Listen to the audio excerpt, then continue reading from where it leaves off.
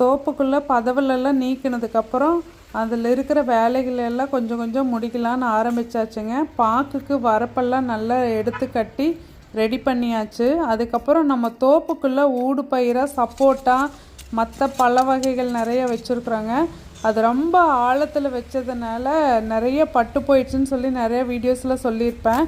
அந்த வச்சு வளர்ந்த செடிகளுமே பார்த்திங்கன்னா காய்கள் வந்து நிறைய இல்லை, செடியை மட்டும்தான் நல்லா வளர்த்தியாக இருக்குது. ஸோ அது எல்லாத்தையுமே நம்ம மண்ணை வச்சு அந்த குழிகள் எல்லாத்தையும் நிரப்பிட்டு இருந்தோம். ஏற்கனவே அந்த குழியை நிரப்பின செடியில் பார்த்திங்கன்னா காய் நிறைய பிடிச்சிருக்கு.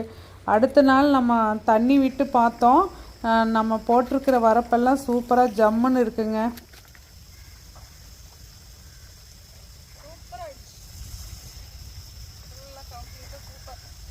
இந்த மாதிரி வேலைகள் செய்யும்போது மனசுக்கு உடம்புக்கு ரொம்ப நல்லா இருக்குங்க.